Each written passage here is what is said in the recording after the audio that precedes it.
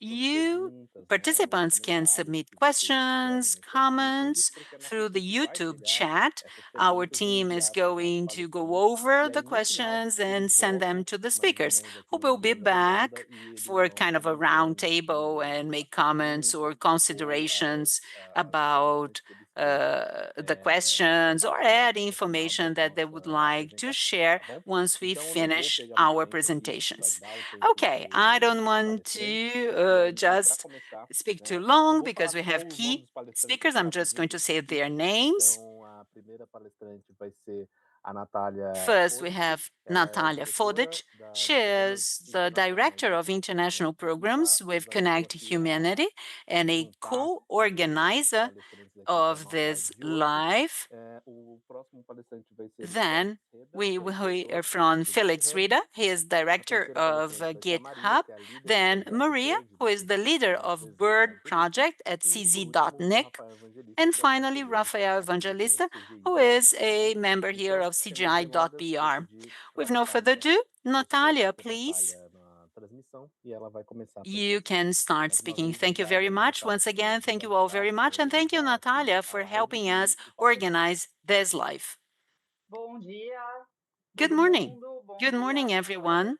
Good morning, my friends from Nick.br, our guest speakers, and thank you very much for joining us.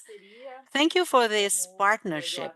As Eduardo said, it is a partnership between Septro.br and Connect Humanity. It's been on for some years. We've had very interesting initiatives. Connect Humanity is a US organization focused on investments of impact on smaller players of connectivity, always focusing on how communities that are funded use the technology and the infrastructure available. Throughout the years, we've had a number of training programs for management of providers with Enrique by Septro.br. We've had a very positive feedback of participants. Our focus is not only of having access to credit, to funds, but how providers, community networks can improve management to reach funds which are available, but sometimes they fail to have access to that because they are not prepared from the management perspective, or sometimes the funds are not available, depending on the country or the region where the people are, and we can help reaching this gap. I've been working for about 15 years with connectivity. I am a lawyer, but I say I am also an associate engineer because I like to bring together topics of technical topics with public policies, regulation. And today I am the co-organizer of this live because we've just published a study, and that's exactly what I'm going to speak about. Let me share my screen to start my talk, but that was my brief introduction, and really thanking Septro and our guest speakers, of course.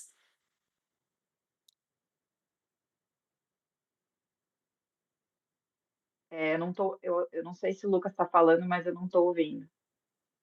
I don't know if anyone is saying anything. I don't think so.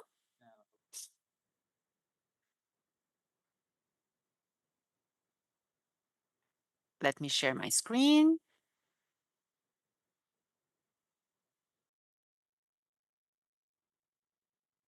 Conseguiu compartilhar? Ainda não. Well, still cannot share my screen. Não está aparecendo a tela. Deixa eu ver. Onde está a apresentação. I cannot see the screen where I have opened my presentation. No, I guess now it's working. Good. Tá legal That's agora? great. Yeah, we can all see it great. Obrigada. Então, pessoal, como eu estava falando, well, as I was saying, I would like to introduce to you this study that we have just launched. Colocado ontem, né, Actually, no site do financiador. We posted yesterday on the website of the funder and our own. é uma pesquisa financiada por It is esse a study fundo funded americano e é by the composto por Digital Infrastructure várias Insight entidades Funds. It's a filantrópicas e US tem como fund, objetivo fazer com que mais pesquisa acadêmica e de and política it pública seja encourages feita more para academic research, public impulsionar policy research estruturas mais to abertas, drive more né? E eu open vou falar sobre structures. isso. And this is Bom, exactly what I'm com going o to talk Guilherme Flynn about. Pastornik, The esse co-author is estudo, Guilherme e Flynn obviamente Pasternak, com o apoio de muitas pessoas que a and gente supported by entrevistou so e many muitos people that we especialistas dessa interviewed, área. so many specialists Tem who algumas helped us. reflexões e também falar There sobre are a o number of stack, que a gente insights, vai and I'm also going to sugerir talk about como the um suggested instrumento stack prático que as a resulta desse practical trabalho. tool resulting from this study. Bom, quando eu fiz a proposta para o When I DIIF, que é esse proposed fundo que financiou the IIF, the o fund estudo, that obviamente supported open source our nunca study, deixou de ser algo relevante open e nem source, importante, nem which is falado no ecossistema, really mas ele relevant, of course, não but estava, digamos, tão I na would say crista that da onda como open está source agora, was né? not Então, eu that much peguei aqui hype as it is today. essa And breve this is ilustração do Google Trends, just uh, que some Google vocês Trends podem ver que no information, último and you can ano see that a last busca pelo year, termo the open source search for aumentou open source exponencialmente, né? increased Então, exponentially. isso prova de que quando So a it really gente shows that fez a proposta dessa when pesquisa we para first agora, started the research, the coincidentemente ou não, study, foi uma boa intuição, porque a ideia I desse think that to tema some extent voltou we a anticipated the estar topic of open source. em debate, mais em evidência, Now the topic is muito também impulsionado em função das strongly discussões sobre inteligência addressed artificial, because of mas não AI, of apenas course, isso, but not né? only Então, that. essa imagem ilustra bem como esse So tema this está chart shows bastante you quente that this atualmente. topic is really a hot topic. Em primeiro lugar, também queria Well, falar que I would also like to tinha uma say certa intuição na that época, at that porque, time, como eu when we disse, eu proposed trabalho the com mais study, de 15 there anos was com some comunicação intuition, digital, let's say. I've been working with infraestruturas digital fixas, móveis e inclusion, tal, fixed e mobile a infrastructure gente for tem um over case 15 muito years. And interessante we no have a very Brasil interesting case de in pequenos Brazil provedores, é of uma coisa que small internet até deveria providers. ser mais It's divulgada pelo something that ambiente do que é, should uma coisa be que widely discussed. já é de certa forma It is conhecida something fora, known mas o to nosso some case é muito extent interessante abroad, no but Brasil it's de a como a very gente conseguiu interesting case in impulsionar os Brazil pequenos of how provedores. we've driven Mas uma coisa que eu small nunca vi providers. assim, But alguém something that I tentando have never explicar qual que é a seen was correlação com anyone open trying to source explain foi the correlation essa between open source democratização and da the internet por democratic meio de pequenos access of provedores das redes internet through comunitárias no small Brasil. providers and community Então, em networks in função dessa Brazil. intuição, eu fiz essa proposta e a gente conseguiu So that was financiamento para fazer suggested, and we got some esse funds estudo, né? to that study. A gente fez muitas entrevistas. We had a Aliás, eu quero number agradecer também of publicamente a interviews, Abrinte, and I'd like porque to thank apoiou a gente public here, de diversas Abrinti, formas. which has Então, a supported gente começou com us entrevistas na quite Abrinte widely. We em started with some 2025, interviews at então, Abrinti entrevistas last year, pessoais, né? E depois first a gente with queria pegar personal um número interviews, estatístico and then our goal maior was e to mandar um get formulário a broader online para perspective pessoas thanks to responderem, an os pequenos statistics provedores where responderem throughout a sobre questionnaire o uso, né, providers como tem would que hoje answer quais back plataformas, about quais the best softwares, use of the internet, pegar which mais informações. platforms they Essa were a using Abrinq as chegou open a source mandar, platforms.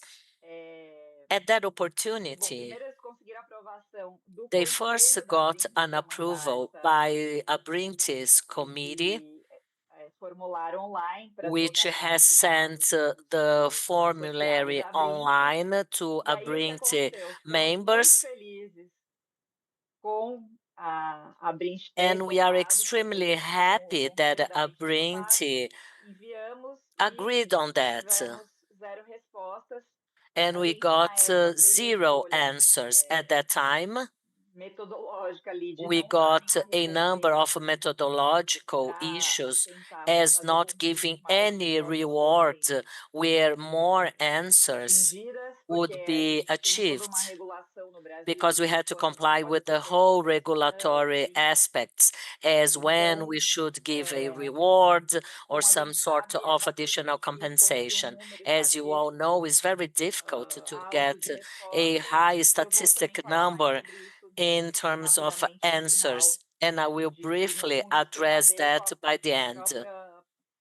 O conhecimento ele é parcial do que significa usar o open And source. we have a partial understanding about what or how providers see the use of open source. Conclui. And with Conclui, não. that, A gente percebeu, por exemplo, we que, have de fato, realized that teve o open source, né?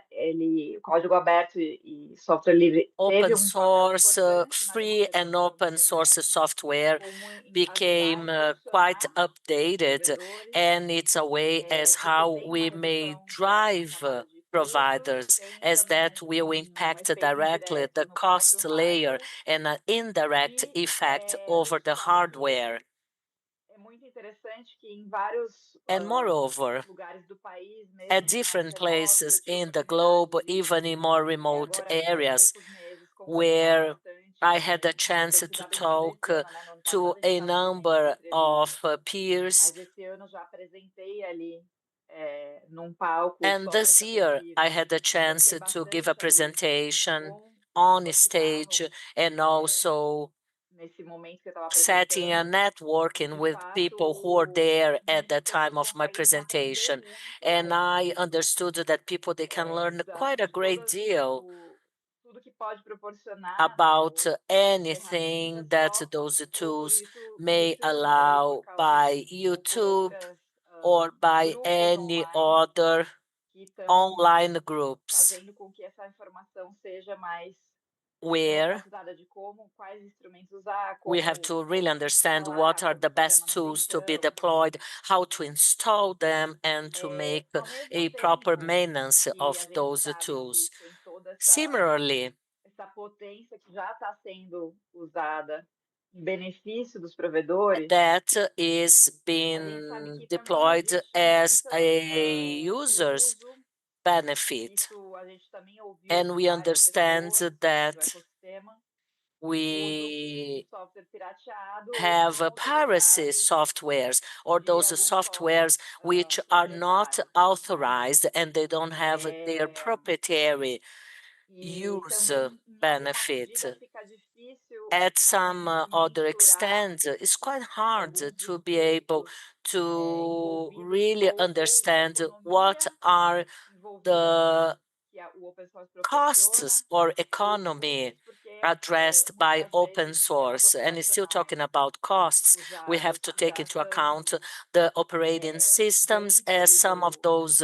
operating dos equipamentos que systems, são comprados. Então, às vezes fica difícil some of calcular those equipments they qual é a were economia already feita ali para purchased. você You know, it's mensurar quite tudo isso. difficult A to gente também really viu que understand já costs em behind that. diferentes camadas ali do In stack addition, que o we provedor pode understand that usar, there are different layers já which providers existiram may esforços benefit anteriores from. de In the past, reduzir essa there dependência were some estrutural efforts where they would e usar like open to source para reduce ajudar their framework nisso. expenses, Isso and também thanks a to gente fala open source, maybe we nesse would be estudo, able to mas mitigate some muitas of those vezes costs. os projetos não é possível dar continuidade aos But not projetos all com diferentes projects can razões. Mas muitas have vezes its essas iniciativas continuity elas for different existem, elas reasons. têm But there are a number of orçamento, initiatives, and those orçamento initiatives, inicial, isso they é have difícil their manter, initial ou porque é budget, orçamento, ou and porque sometimes it's harder to ninguém keep estava mantendo, on that same né? budget, or they can no Mas longer uma cope das coisas with que a gente those também high costs ouviu de which várias go pessoas beyond do the ecossistema original budget. In é que tinha addition, um elefante people na who sala. were Por que elefante interviewed, na many sala? people said that they would Porque have the existe feeling of algo que having an já elephant já in the foi room. Why is that? tentado, This idea of tem having an elephant medidas que in de the fato room foram has to implementadas ou não, do mas with a number of eram conversas há anos conversations which have de been fazer o lasting for quê? so long, Fazer ERP where open they source, wanna have a mas ERP software open source, não foi para frente, But unfortunately, that did not take off. That sounds as a very fast and easy money.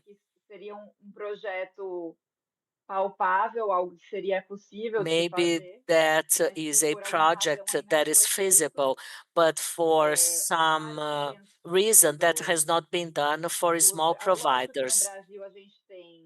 In Brazil, though, whenever we talk about small providers, we have different size of small and middle-sized providers. But what I mean by that are providers which or who have up to 5,000 clients. And for those really small customers, costs can be quite high monthly. Monthly and annually. And that becomes a burden in the operations. And we had validated that not just throughout the search or the research, I mean, a reação ali imediatamente das pessoas que estavam assistindo. And we see people agreeing upon having an elephant in the room. I mean, they have issues and constraints which have not been solved so far. Melhor para esses pequenos provedores. For small providers, providers who have up to 5,000 customers. Rapidamente falando, né, o que a gente conclui? A gente vê que some initial conclusions. As I've stated before, we have been using the full stack or maybe partial stack.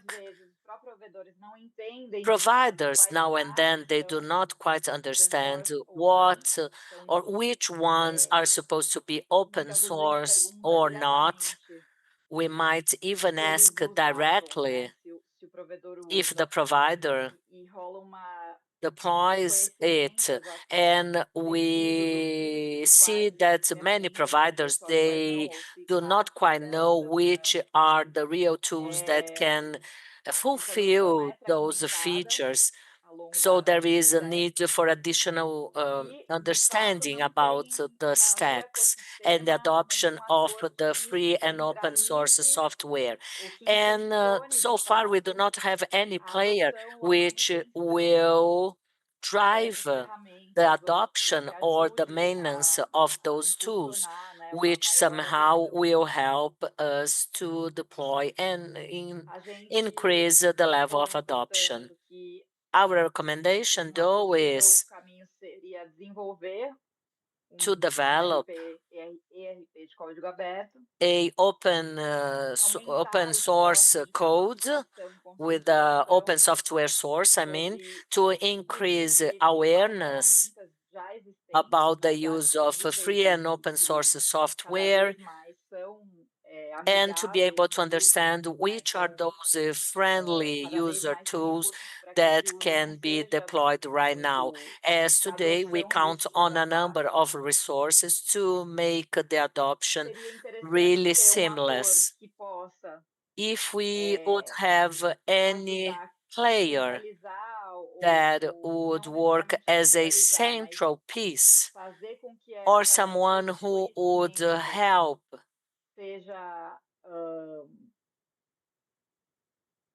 só lembrando a palavra em espanhol e inglês, não em português.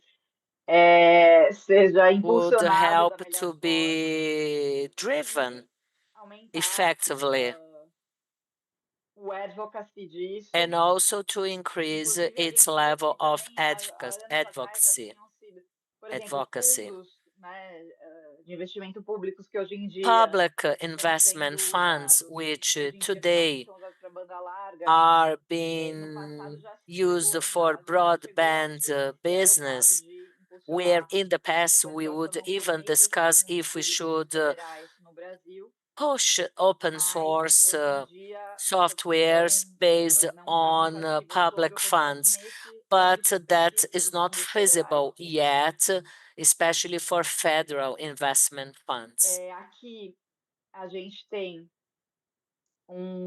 stack que foi sugerido This is a suggested stack by Lembrando que, assim, como que a gente fez interviewers. isso? A gente primeiro fez uma seleção de tudo First que of all, existe we select disponível, everything consultando esses especialistas, everything that we have available. dividiu, né, em três We split temas that principais.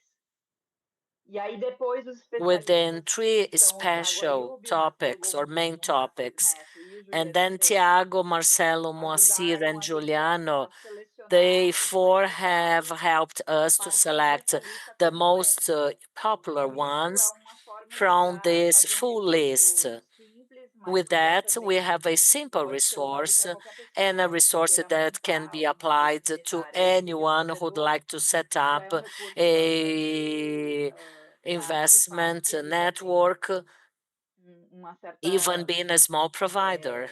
A gente vai colocar também esse link que eu coloquei aqui, já tem também os links onde If apertar you ali para já ir direto nos recursos.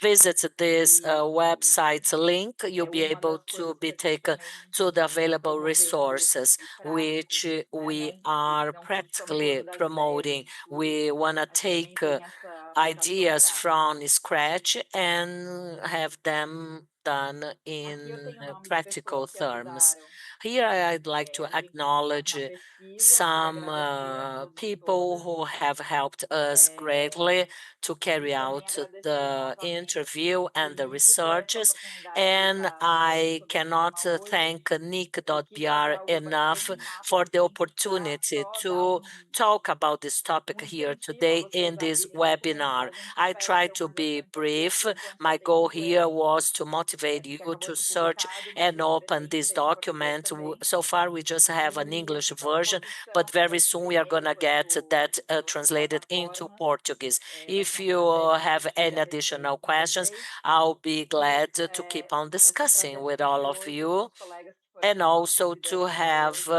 the E colleagues that we have aí, here with evento us e today. até mais. Eu espero Thank you. que a gente tenha uma boa I discussão hope and do wish que you all a very significa fruitful o open discussion source in para toda this essa next ecosistema. couple Muito of obrigada hours. e passo Thank para o you. Eduardo a And I palavra. would like to hand over to Eduardo. Obrigado, Natália. Muito Thank you, interessante essa sua Natalia. pesquisa. Very, Eu queria very dizer até interesting, que o pessoal your que perguntou no research. chat, o Nick BR Vídeos colocou no Nick, chat para vocês o link da pesquisa da you Natália. may find Depois todas as Natalia's atualizações vão estar lá no research site do link Intra Rede. Então, se over the vocês quiserem dar chat. uma olhadinha lá no site do Intra And Rede, also vocês vão at poder baixar our também Intra todas as Rede apresentações lá. website, you'll be able Mas to antes de chamar o download próximo all the palestrante, pessoal, eu presentations. queria pedir encarecidamente aí uma But ajuda, before né? Seria that, muito bom se before vocês nos I ajudassem a invite divulgar our essa live para other chegar em mais speakers, pessoas. Eu please, gostaria que vocês tell your interagissemos no friends chat. Pode mandar about this perguntas, a gente está live, coletando essas perguntas interact over para the os chat. palestrantes All responderem no questions are final. being Então, collected vamos and interagir aí no addressed chat. to our E speakers who até will para be able os to nossos answer palestrantes them internacionais também later. conhecerem vocês, se vocês puderem escrever no And chat if de you onde could vocês são also, aqui no Brasil, para a tell gente ter us uma over noção, the até uma chat representação do who alcance, se tiver gente de fora também do Brasil que where puder from escrever you também, are para a gente ter uma connecting. noção. So, Isso é our importante. dear Mas foreigner agora então guests vamos will chamar já know até that we o have nosso próximo participants from palestrante, uma different pessoa muito areas in importante the que a gente está country trazendo and aqui, also from uma pessoa other internacional. countries. We Então, have se two vocês puderem, agora eu distinguished vou chamar o international Félix Reda, speakers. que And the é first diretor one do will be GitHub Felix e que Reda, já foi who is até the membro aí do director of the Parlamento Europeu, GitHub, né? Então, and he eu was gostaria de also a deixar a member palavra para of the ele European para ele se Parliament. apresentar. Now Muito you obrigado. have the floor. Please, Felix, go on. Thank you very much, Eduardo.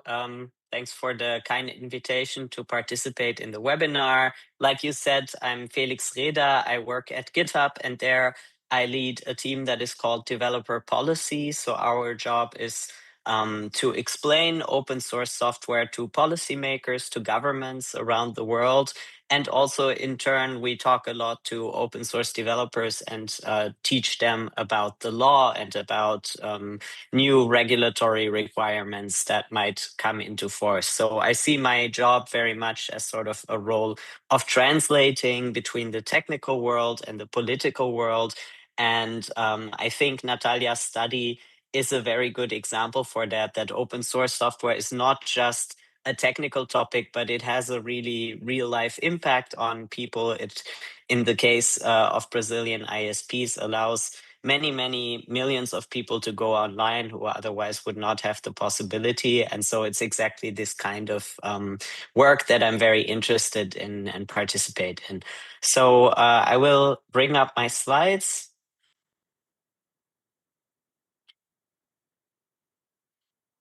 Let's see if that works for you all.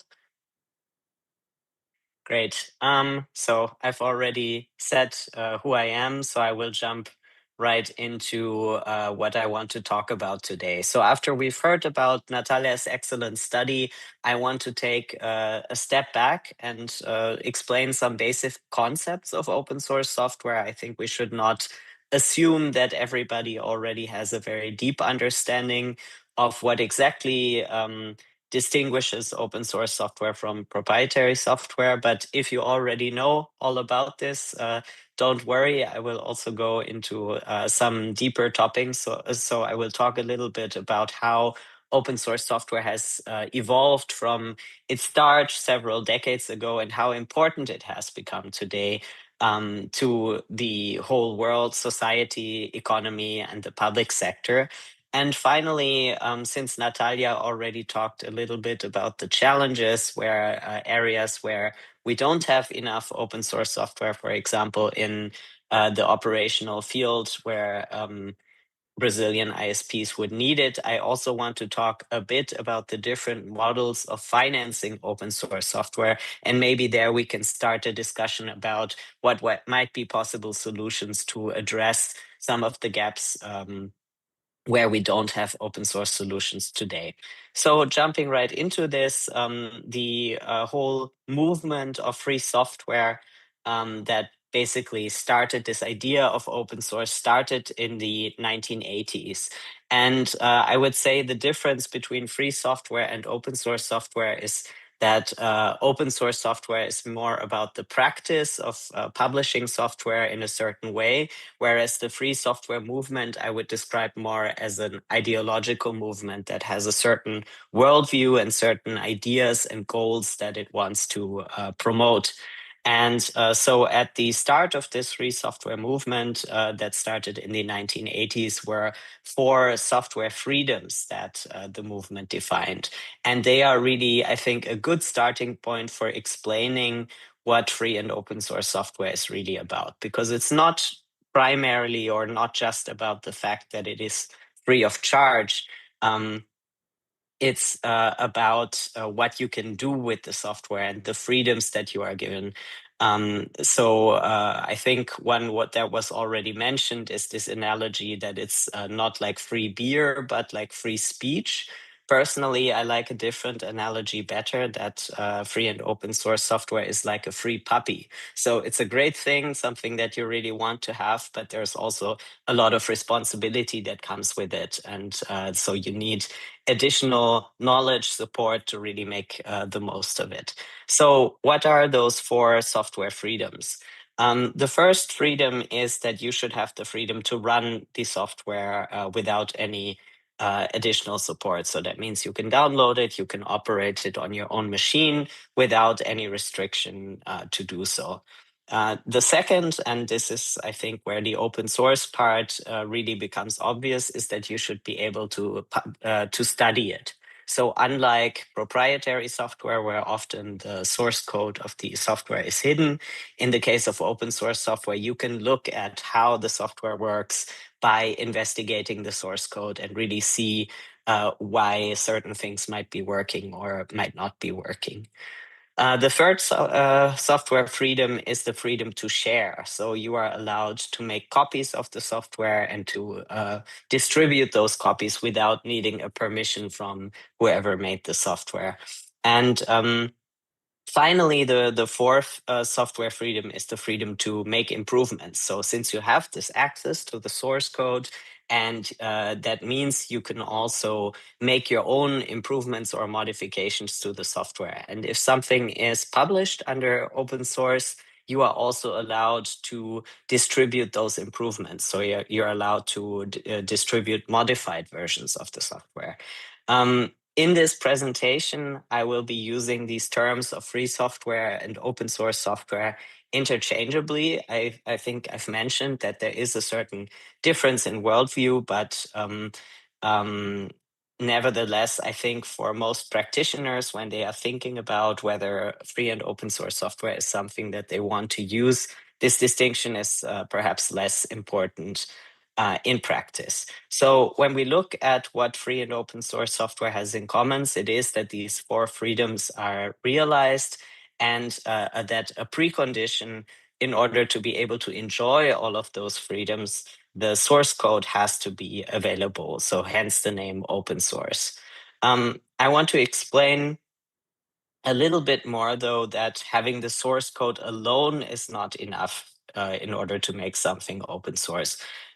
If you want to enjoy these 4 freedoms, you also need to have certain legal protections that come through the open source license. So legally, these 4 freedoms are ensured through the copyright license. So whoever wrote the software is the copyright holder and is able to publish this piece of software under a license that allows anyone in the world to use this software to redistribute it by anyone and for any purpose. This is a really, really important concept of open source, that if you say, for example, I allow anyone to use this software except for making biological weapons, for example, even though that's a reasonable condition to set, this would not be open source software. It's only an open source license if this license allows anyone to use the software for any purpose. There is an organization that takes care of this definition of open source software. It's called the Open Source Initiative. So if you are ever unsure if a certain license is really an open source license, what this organization does is they test new licenses and they publish whether or not this license complies with the definition of open source software. Especially in the free software movement, there is also an associated concept called copyleft. So like I said, any open source software, you're allowed to use it, to redistribute it for any purpose. Copyleft licenses add a condition to this. That condition is that you are not allowed to add restrictions to your modified software that denies other people's those 4 freedoms. So for example, if I download a piece of open source software and I make changes to it, I make improvements, and then I want to publish this improved version of the software, if it's under a copyleft license, I have to keep it under a copyleft license. So I'm not allowed to make this software proprietary. So that means that copyleft licenses are a form of open source licenses because they do not restrict what other people can do with it, but they place this additional conditions that anything that you do with the software has to stay open source. So that means not all open source licenses are copyleft licenses, but copyleft licenses are open source licenses.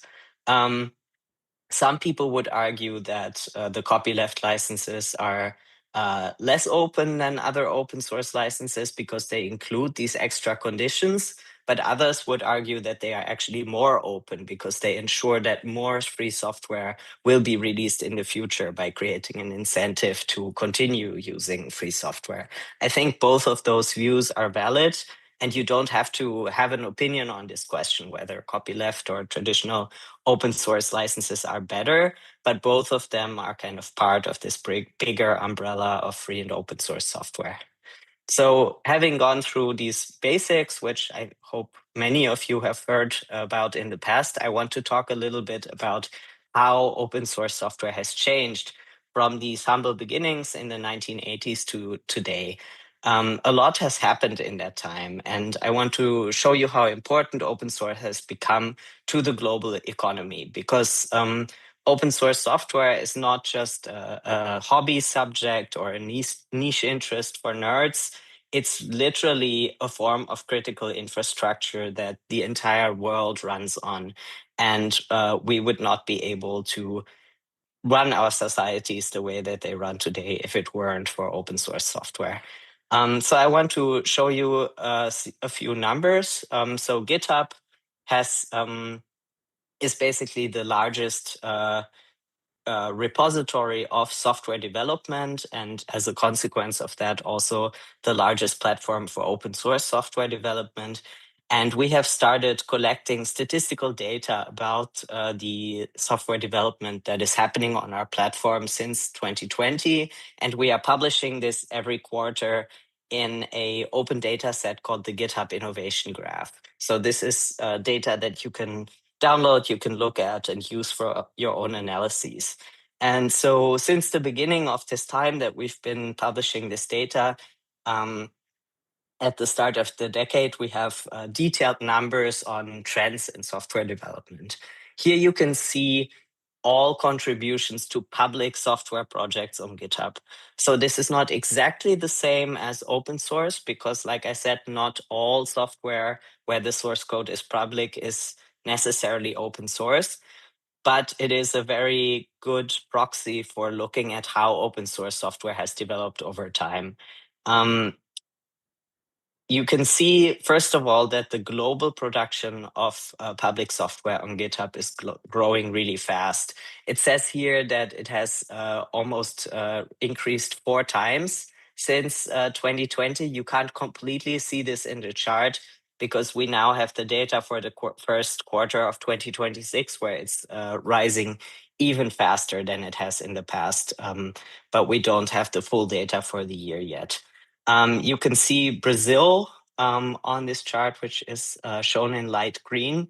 And Brazil has really increased its presence in open source software and is getting stronger. So in 2020, when we started collecting this data, it was number 8 in the world if you take the EU as one region. And today it's number 4, only behind the European Union, the United States, and India. And it's growing at a pretty fast pace. So Brazil is a really important and major contributor to open source on GitHub. Here you can see another important aspect of open source is that it's a global community. So it's not like one piece of software is, let's say, Brazilian and another piece of software is purely German or British or American, but rather people from different countries are collaborating on the same piece of software. So in this graph on the slide, you can see who Brazilian developers collaborate with. And so, for example, you can see that there's quite a lot of collaboration with developers in the United States. So the bigger graph here is contributions that Brazilian developers have made to software projects on GitHub that are owned by somebody in the US. And then the darker purple stripe is contributions that American developers have made to Brazilian projects. Behind the US, you can see Germany, India, the UK, and Canada are some major contributors to Brazilian projects and vice versa. So this is really a global movement that Brazil is an important part of. But there's not just this increased activity of writing open source software, but where you can really see the importance is when you look at how widely it is actually used. The IT security firm Synopsys did an analysis of this a few years ago, where it looked at different code bases, and it found that in 96% of those commercial code bases, there was some open source software found in that. So you can think of this as all the companies in the world and the software that they use internally to run their business. And you will have a really, really hard time to find a company that doesn't use any open source software at all, even if they are selling proprietary software, even if they don't know that they are using open source software. In most cases, they are using open source software. And it's not a small part of those code bases either. So in this study, they found that on average, 77% of such a code base was made up of open source software. So it's safe to say that open source is actually the majority of the software that is used in the world. So it's not a niche or an unimportant part of software development. The extremely wide use of open source software means that it's also actually really important to the economy nowadays. In 2021, the European Commission funded a study that showed that every year, open source software contributes at least 65 to 95 billion euro to the EU economy. And more recently, a team of economists at the Harvard Business School calculated the demand size value of open source. You can think of this as a thought experiment. They were basically calculating what if every company that uses open source today would have to build that software from scratch. So they would not be able to take the existing open source and they would instead have to pay someone to build it. If they did that, that would cost $8.8 trillion. Of course, it's a bit of an artificial scenario, but it gives you an idea of the huge efficiency gains that open source has created for companies. So it has really saved companies, big and small, a lot of money and probably allowed companies to go into business that would not be able to do so otherwise, including the example of the Brazilian ISPs that Natalia talked about. But there's maybe a dark side or another side to this great success of open source software, and that is that open source is nevertheless underfunded. And that's also a problem that we're seeing here, that there's just nobody necessarily paying for the pieces of open source software that would be needed, but that are missing. And unfortunately, this great success of open source software does not automatically lead to a stable financing of all the open source projects that people are using widely.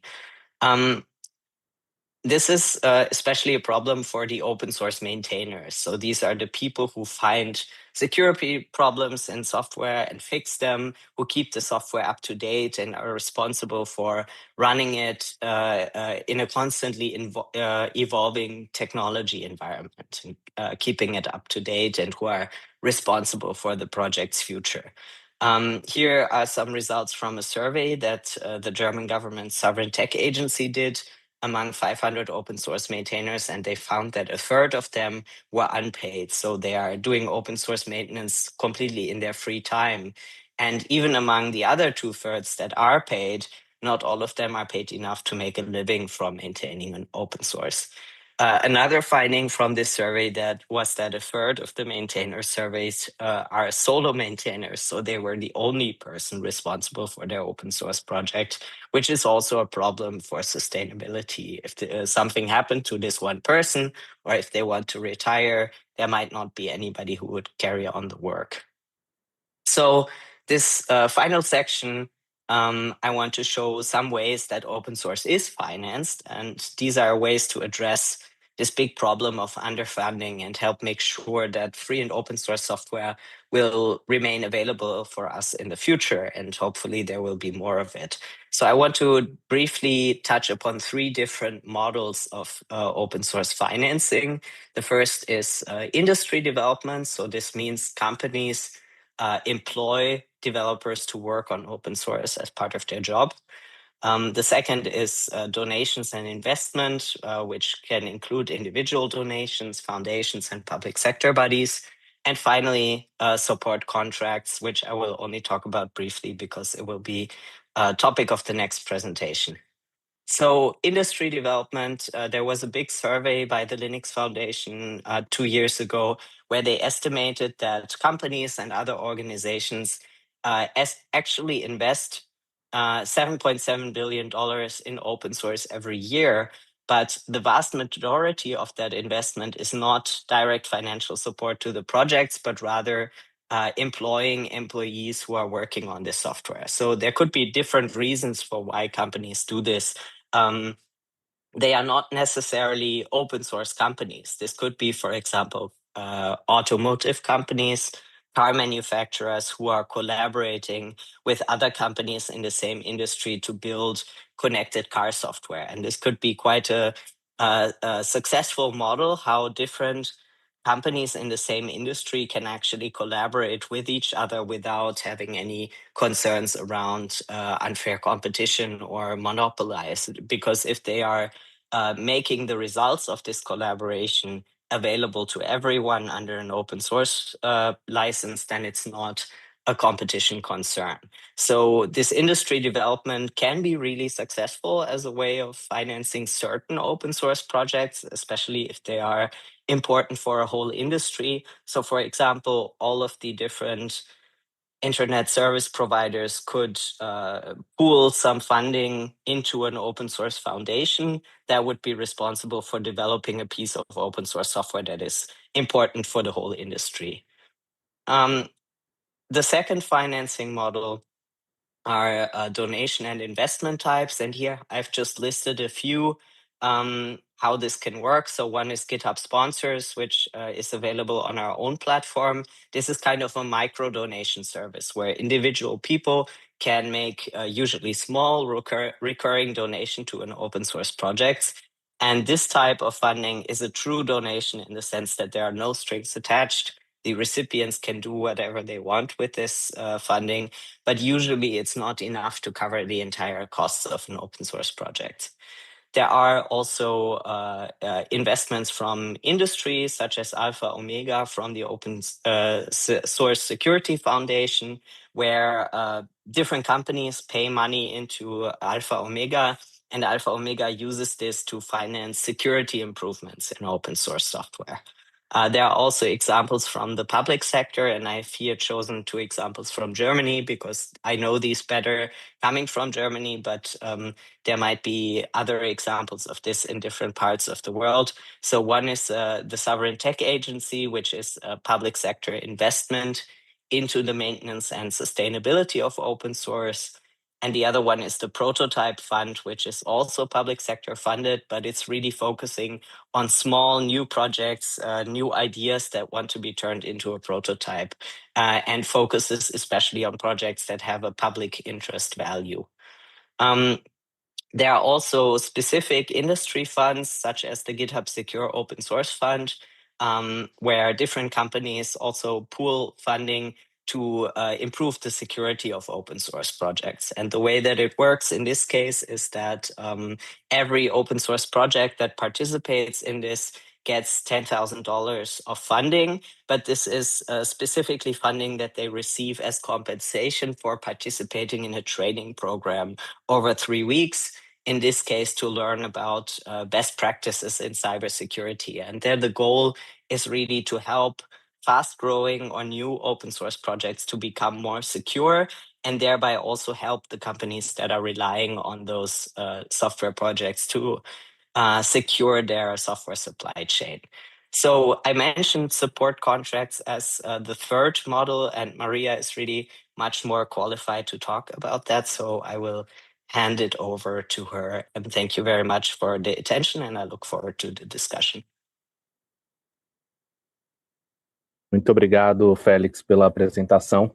Trouxe bastante informação aí. Thank you, Felix, for your presentation. That was very relevant.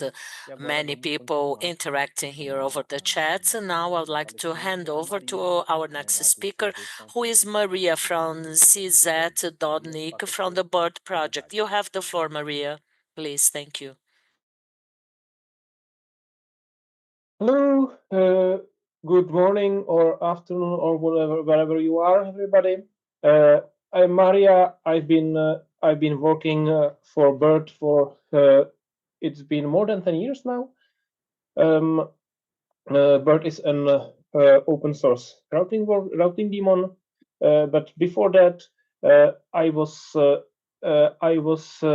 also working for ACDN, and before that, I was working for SUSE.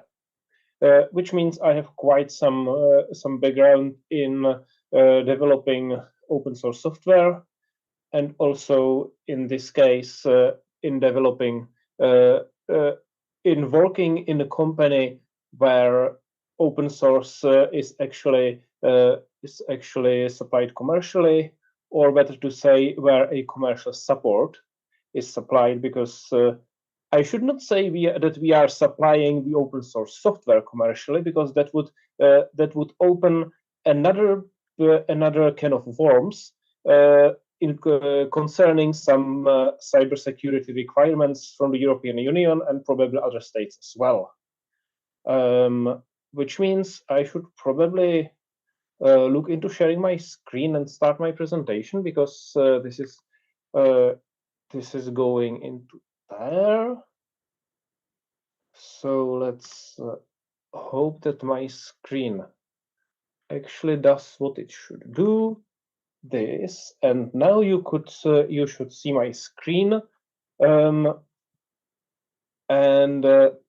that's it.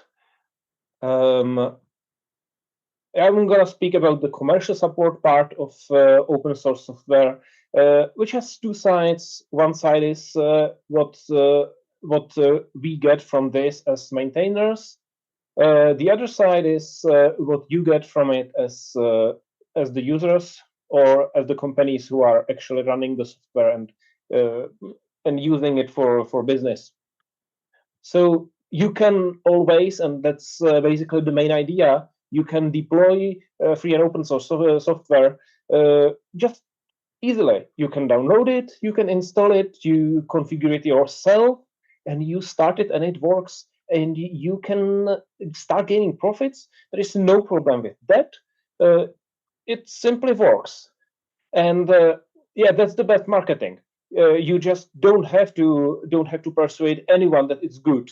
You say, well, you can download it and try it yourself, and it works. There is no demo version. There is no checking, no demonstrations, and no NDAs in the end. You have no problems with telling people, let's try it. But as soon as you start running it on some bigger scale, or you do the weird things, or you just run into some corner case, you have to find out how the software works, and you have to open the source code. And the freedom itself goes against you. You have to find the bugs yourself, and you are becoming an open source developer in the end, because well, otherwise you have to take some of your company private some of your secrets and share them, probably on a public forum, to ask for help. And that's something somebody doesn't like. Some people do it completely okay, but many companies say no.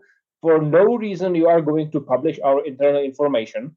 And if somebody is broken, no, and never. So you end up having some local updates, some patches to the software, and you are at the at some intersection, because you can keep those patches for now, and you can just run your fixed version. Then a new version comes out, and you have to move your patches into that code base. And then a new version comes out, and you have to rebase those patches again and again. And this is bringing you a lot of burden. It needs some time and effort to actually update these things.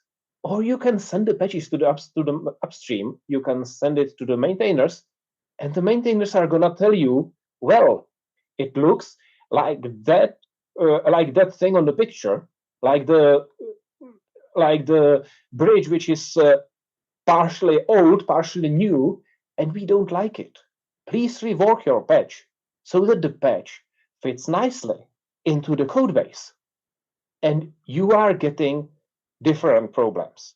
You have to speak with somebody who actually did the code review for you and found out that it's gonna work for you, but not for another user who is actually also running the same software, typically also for them. So this is a problem you are going to run into. And also look into your specific rules for your engineers. Are they even allowed to share the patches upstream? Because one of the companies I was working for, we had a very strict rule that nothing is ever shared back. Please don't do this. In the end, it may be quite risky to be on your own, both in the direct financial part, both in the business part, because you may easily run into a situation where the software looks okay, everybody runs it, it's reliable, but at some time at some place in some point in time, you find out that it's become broken and you don't know why, and you need to spend a lot of time and in the end a lot of money finding out what's happening. Well, if it's a closed source, you may be screwed, or you just pay the supplier and you file a complaint, and their technical support is going to tell you, well, have you tried to switch it off and on? And then they will probably help you find the bug, or they will issue a fixed thing, or issue a workaround, whatever. If it's a free software, you have nothing like that. But you can pay for the commercial support, which is trying to bring this relationship back. So this is what you can actually get from the support services. This is not a complete list, and not everybody is actually offering this all. But what I wanna point out is you can learn a lot. You can get help with running the software. You can get even new features, and you can get some paperwork. So it's basically all the services, but you still can get the software without paying for this. This is just everything else which has been expressly omitted from everything which from licenses. You can download it, but you don't have this. If you want this, you have to pay. That's easy. The services are priced, of course, in various variants. There are basically 3 basic models. You can get hourly rates. Basically, the people are selling you directly their time and expertise. They can provide you some SLA, and this is often for situations where the user is actually going to be money savvy. They want to pay the least, and they are actually believing that nothing is going to be broken. On the other hand, if you have hourly rates as a maintainer, you have a very unstable source of income, and it's hard to get steady flow of money. So the cash flow is going to be quite bad unless you have a lot of requests. So this is working for companies like over 20, maybe over 50 people. A little better is licensing, because if you license per deployment, per scale, something like that, this is actually, the licensing per deployment is actually very common. You can look at every single Linux distribution which has commercial support. Every single time you look at it, it's licensed per CPU or per seat or whatever else. And then there are enterprise-only features, which is a double-edged sword. On one hand, you are completely okay with selling this. You can sell it as a closed source, but you are getting the problem with piracy again, which you have dodged by being a free and open source. But as soon as you have enterprise-only features, some of your customers may steal your work and give it to somebody else for free. And this is everything has is plus and minus. This is what you can get. What I can generally recommend is getting a full distribution support from one of the big suppliers. These are those 4 which I could remember out of from top of my head. I would expect that there are more, but these are probably the best known.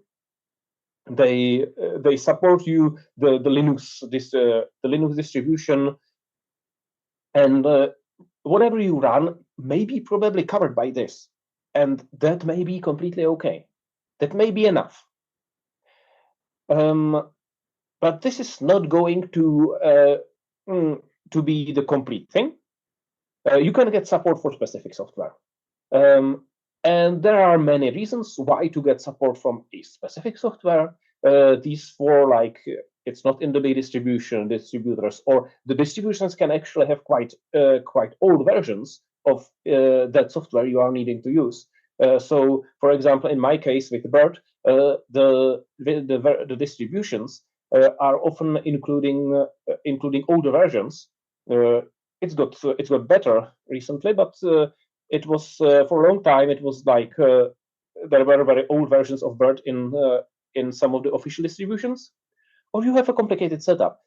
So the general technical support, because the distributors have just generalists who are able to help you configuring whatever and hunting bugs, but they probably won't understand that specific software into the complete depth of what you need. And also, this is provided typically by the actual project maintainers, by somebody who is actually hands-on with that project every single workday. So you can choose. And then you run into another problem. You need a new feature. You find out that, yeah, this software is working for you, but you need something more. And you can ask the maintainers, of course, and get some quote and get the feature developed, or you can actually do it yourself, and then contribute it to the software. Both costs money. And then there is the third option, which is finding somebody who is kind of local, but is more knowledgeable in that specific software. Sometimes it happens. We don't have those people for BERT officially, but sometimes these people happen to exist. So, well, it's always where your money goes. You either pay your own developers or you pay somebody else who does it. I don't condone or whatever any of those approaches. Use whatever you like. I will look into the specifics a bit. For DNS, if you look at one of the most needed, well, the culprit for every single problem in the internet is DNS. You can choose lots of variants. Most of them are free and open source, and yeah, you can just choose one, install, get support, and like most of the market is in here. So if you want to get if you are running some of the DNS software, remember there are always people behind that, and they are finding out why it doesn't work for a million domains and so on and so forth. With DNS, it's quite easy. You can just deploy it on any hardware basically, and it runs. With routing, it's a little bit worse because you typically need a hardware underlying for actually forwarding the packets. And this market is very dominated by the big router manufacturers. So we, as an open source, basically lag behind the commercial firmware because, well, we don't have such a good position. Also, the chip manufacturers are quite crazy, hiding all of that stuff, like how to program their chips. I got once like an answer. Well, we won't speak with you unless you buy 1 million chips from us. Well, sorry, I don't buy chips. I wanna integrate with you, but they didn't work like this. The VPP forwarding plane may be quite a good thing for the small and middle deployments because that's something which is quite hardware agnostic and it's surprisingly fast. With the open source routing, we still have some successful breakthroughs. With BERT, we basically have a monopoly in route servers, and route reflectors are we are specialists in this.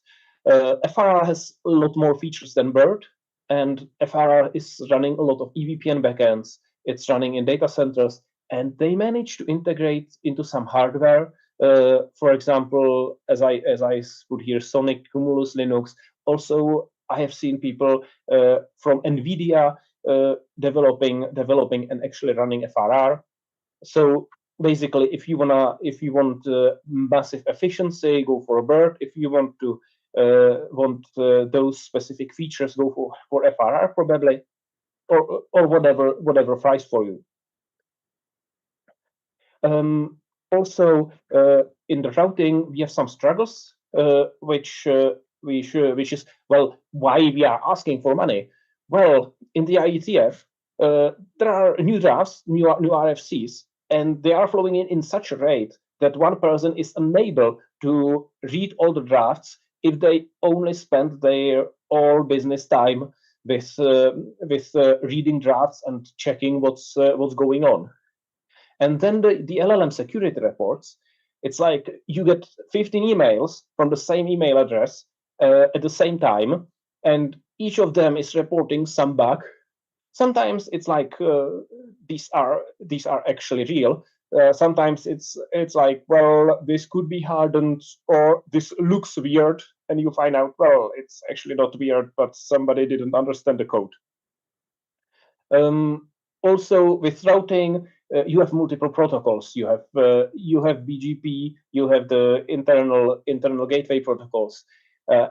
If you want to integrate everything together well, so that it doesn't break on corner cases, you need a lot of work, and you need simulations, because then somebody asks, well, it breaks when you run BERT in 2000 OSPF nodes. I hope that it's not the real limit. I would expect it would be more like several orders of magnitude higher. But how do you simulate this? Do you have the hardware for this in your company? Because it's I tried it, and it was quite hard to get everything of that into memory. And in the end, the maintainers are swamped by lots of problems. Lots of requests, and the requests are triaged, and the triage has one more input than just the severity, and that is that we prefer what our customers want, because if somebody pays you, they have preference. Of course, if there is a security report, we are fixing that, because that's what the customers always need as well. But if there is a feature request from somebody outside and from somebody in the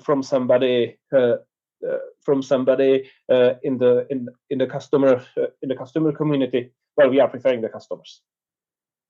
So, what's the actual open source software support for? Well, it's your backup. Even if you haven't needed to contact the support for the last 2 or 3 years, that's not the case.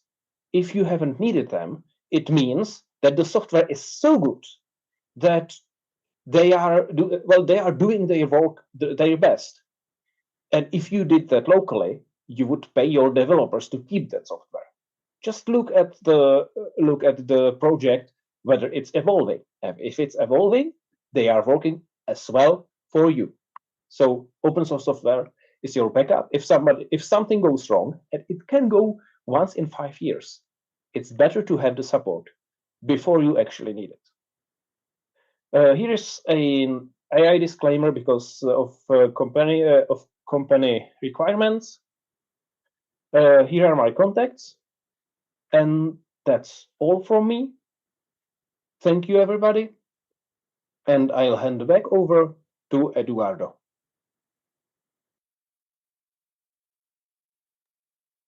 Muito obrigado, Maria. Muito interessante tudo aí que você explanou. Thank you very much. Quite interesting everything you said. I'm now going to invite our next speaker, but please send your questions to us through the chat. Our next speaker is Rafael Evangelista. He is a board member here at CGI.br. He's going to make his presentation, and then we are going to go into the Q&A. Rafael, please. Thank you. I'd like to start by thanking you, Morelas, and Natalia for inviting me to be here. It's great to be here to talk to you today.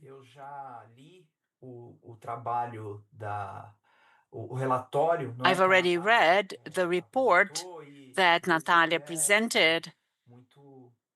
It is really interesting. And there are quite interesting elements, so I recommend that you read it as well. Can everyone see my presentation? Maravilha, Morales, obrigado, viu? Great. Eu sou Rafael Evangelista. I'm Rafael Evangelista, as Morales said. Conselheiro no I am a member of CGI.br. I am representing the scientific technological team. I am with the University of Campinas, Unicamp. Com software livre durante toda a minha And I trajetória. worked with free software throughout my research years, and I really enjoyed the invitation to talk to you today because it's an opportunity to discuss these topics once again, topics with which I started my research journey. And I consider myself a member of the community till today, even though I'm not a developer, I've never wrote any code, but I think I've helped in developing processes of communication. I have my training in journalism as well. So I believe I've been talking a lot about free software, open source software, and studied the community here in Brazil.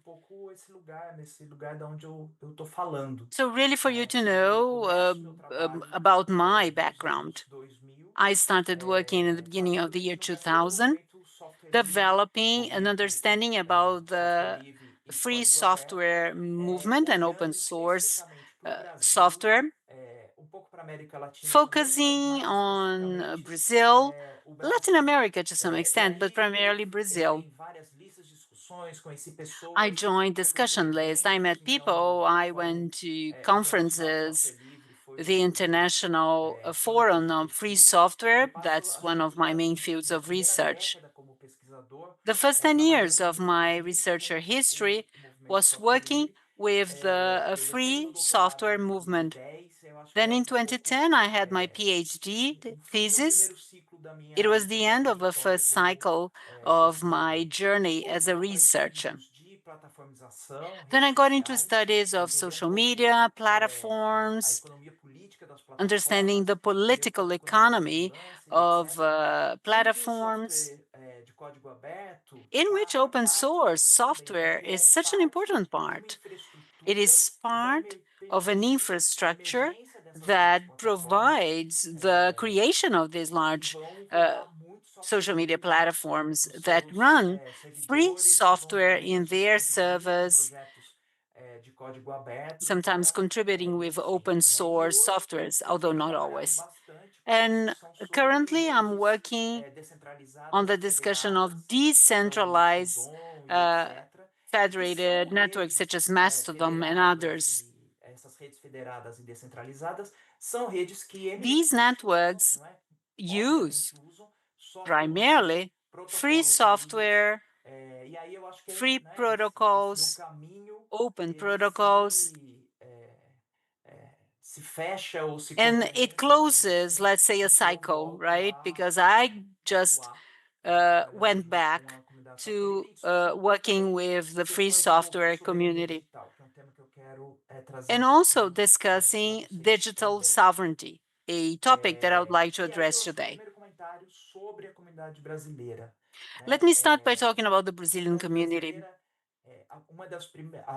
Minha pergunta de pesquisa ali My first junto à nossa research comunidade foi, question em especial, was, essa divisão entre setores técnicos e setores what políticos. is the Como difference you vocês have devem between saber, technical and software livre political foi areas? bastante Because free abraçado pelas software iniciativas was governamentais no embraced início do século embraced in the XXI. Ele nunca beginning teve um of the certo apoio 21st ao software livre century. There was a e de support código aberto. to free Então, software muitas and vezes, open disputas source. internas da comunidade And the sempre internal foram disputes of the community, interessantes. in my view, have E eu always acho que um been so ponto a se interesting. fazer com relação a isso tem a ver com o quanto essa comunidade é To what diversa. A extent comunidade brasileira é this diversa. community Então is você vai ter diverse? gente This is usando e the defendendo o point. software There livre are people using desde and uma maneira de advocating free fazer inclusão software because social they see it a inclusão way of digital, having digital inclusion, gente da social educação inclusion.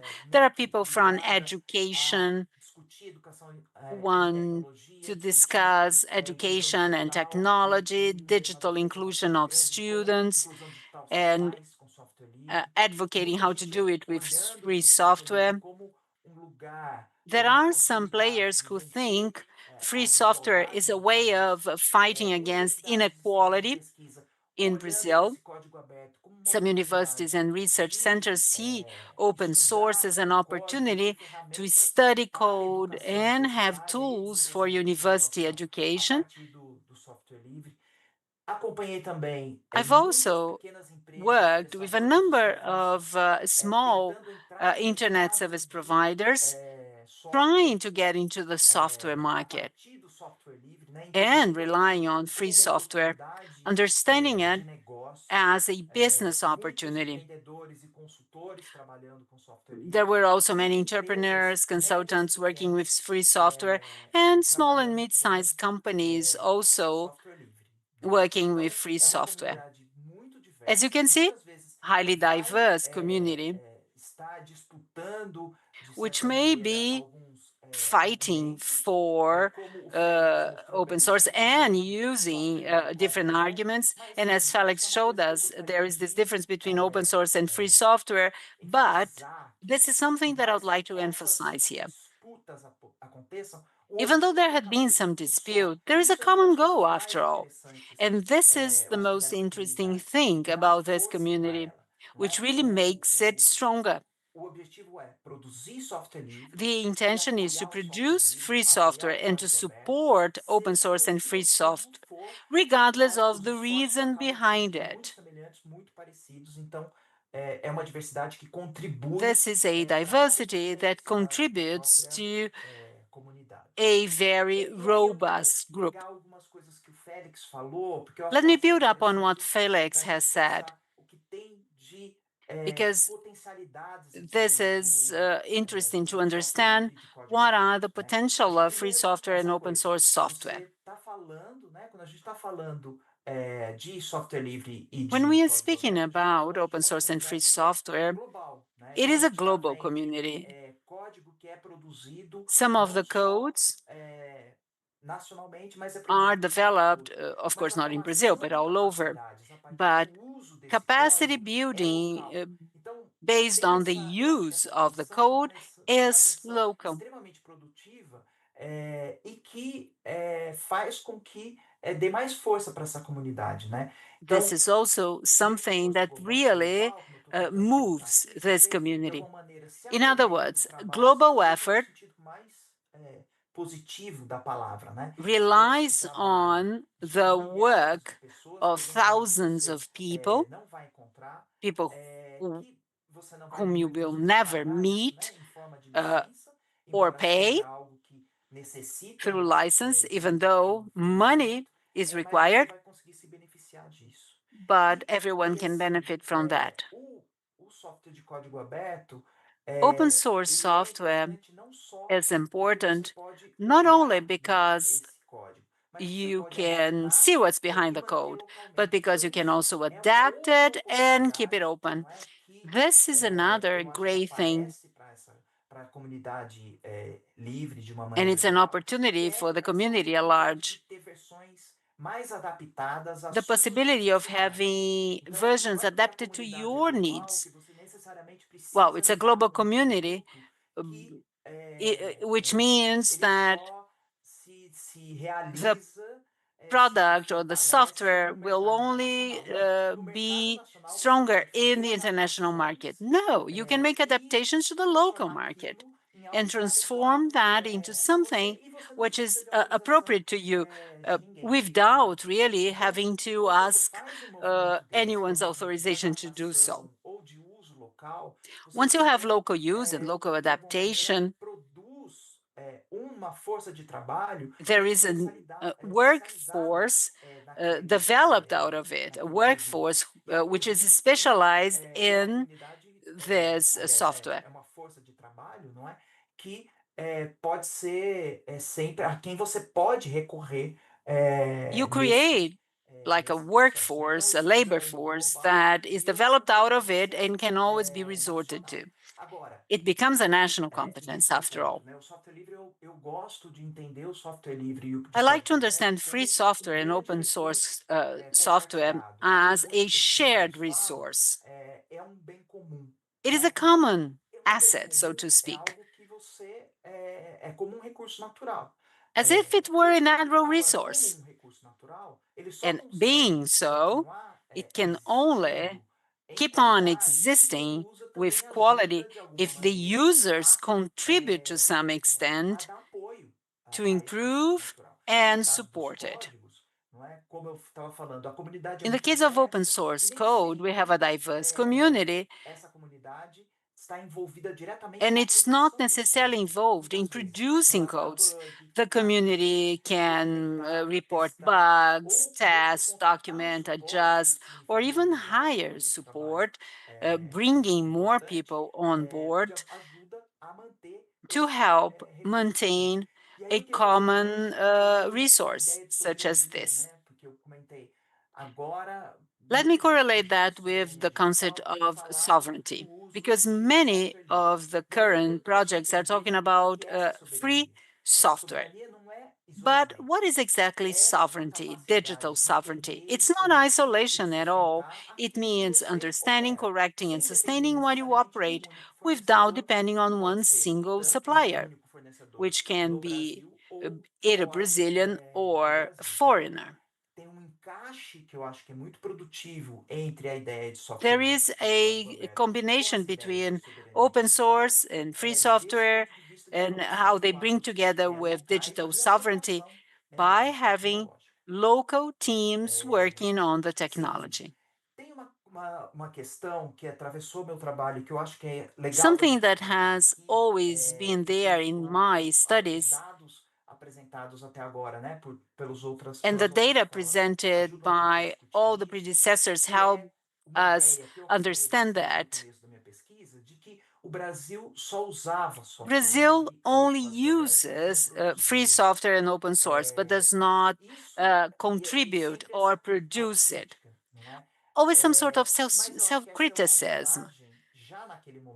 But I think it was a wrong idea right from its inception, because you are not contributing only if you write the open source code for the first time. No, if you maintain it, if you translate, if you share, you are contributing. Ainda não se sustenta, né? Hoje não se sustenta também do ponto de vista da And of course, the production of software is now very much based on the Brazilian community. We saw that from Felix data. So that was a wrong statement right from its inception. Over the past 20 years, it has become a reality. Brazil does produce a lot of the open source codes and free software. And why is that? Free software has been fully understood by many people in Brazil not only as an activity, but other as an opportunity. And the four freedoms mentioned by Felix, being able to share and study, are opportunities, are business opportunities, are opportunities of development. And this is one of the most interesting things about the Brazilian community of free software.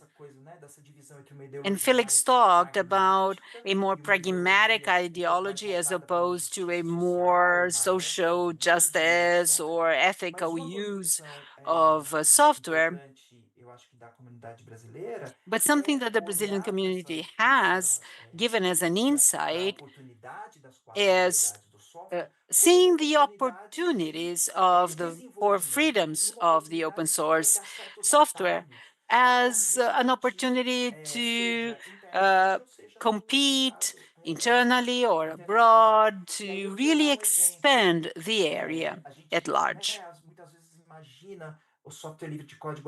We might consider free software or open source uh, software is just an opportunity for small providers or small players, but no, it is a reality in large companies, as we've heard. And the main example is global.com. They use free software, they develop free software, and they've been doing so since 2010. And the company helps us maintain free software. And it's a company that has abundant resources, but it selects open source consciously because they see it's an opportunity of business to a company such as theirs.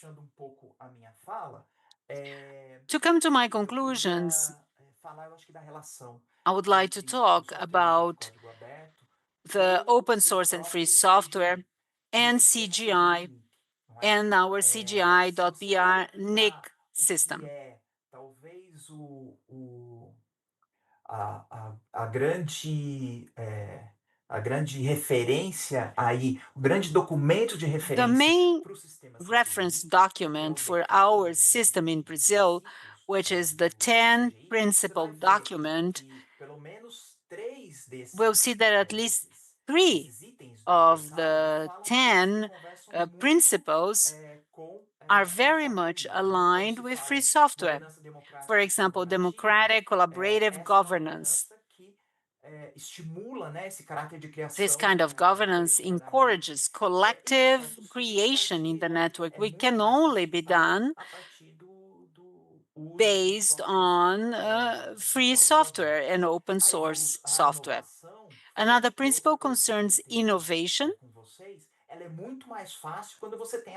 It is so much easier when you have access to the open source, because if you have the open source code, you can be not only a consumer of it, but as someone who can also determines the future of that creation, and your ideas can be transformed into improvements.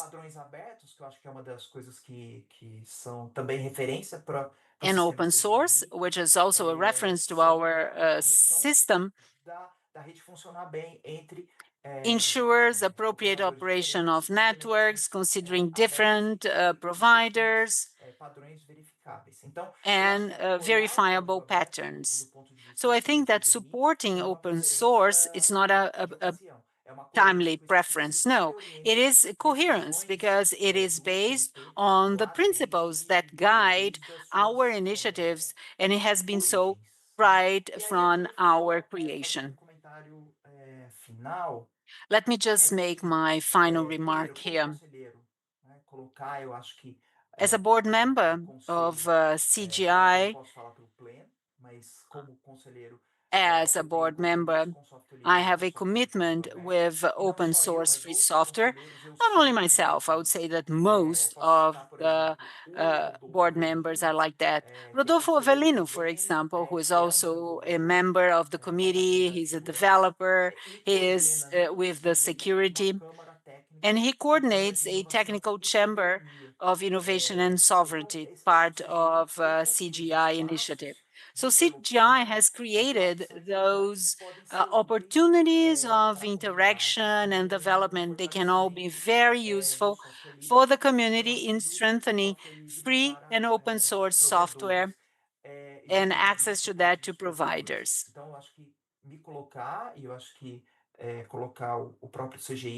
I would like, therefore, to say that we are open to have this kind of discussion, to support you. There are different ways to do it. espaço para a gente ter ideias But também. that's also an opportunity for us to have new ideas. Eu acho que isso tem uma identidade completa com o próprio And of course, this is very much aligned with the initiatives of CGI. Here you can find my name, email, and I would like to thank you once again. Thank you, Morales. Thank you, Lucas, for being also our moderator. Thank you, Maria, Felix, and Natalia for joining me in this panel. Thank you very much. Obrigado, Rafael. Muito interessante aí tudo Thank que you, você Rafael. expôs. Very, very Pessoal, interesting, a gente your terminou essa presentation. rodada de So we have apresentações just iniciais, concluded this first mas initial round of agora a gente vai presentations, começar a parte and de now perguntas e we are going respostas. to Se open vocês for quiserem Q&A. interagir com a gente no So chat, if vão you would like escrevendo to que a gente vai interact with us selecionando over as the perguntas. chat, Eu gostaria também don't de refrain relembrar from that. que We are tem um selecting sorteio your que foi questions. And let enviado. me Quem quiser remind pode you se that we inscrever no have chat, a tá? No link que está raffle. sendo postado no So chat, please ou enroll QR Code que yourself aparece também na over tela. the chat Fazendo or isso, in the você QR ganha não code só o that you can see on certificado the screen. para By doing participar, that, you are depois going to be ainda a gente vai entitled to dizer the quem é o certificate and you vencedor no also final da live, be tá? Então, participating of é the um raffle, registro and we are going to para tell who the participação. winner is by the E end a of gente vai this pedir live. também, pessoal, agora, We fazendo uma also would ajuda kindly para ask vocês you preencherem o to help formulário de us and to avaliação fill que out vocês estão the acompanhando evaluation agora. Vai form. aparecer agora um Your QR Code opinion grande is aí na key. tela. You're going to Vai see a perguntar para very big vocês QR o que code vocês on the acharam screen da live até o asking momento, your opinion através de uma about nota today's e um live, comentário. and please Quem score puder, and escreva para a make a gente aí comment. comentário. Isso nos ajuda a Your melhorar o opinion pessoal is que so important to all of us that will help us uma to crítica improve construtiva, our pode project até for deixar um next tema para uma futura live, ou webinars. uma sugestão de pessoas que você Also, if gostaria de you would ver para like entrar to com a give us gente. any Então, suggestion, escrevam a para a gente, é topic muito to be importante a gente ler discussed in todos our os next comentários. E por webinar, último, or agora, someone mais who eu you'd gostaria like de to hear começar a from. nossa rodada de Without no perguntas. further Eu vou chamar ado, aqui na let's start ordem, our então, Q&A Maria, pergunta round. And the você first começa, question do which we have MP MP4 selected Operator, is que from uma dúvida, né?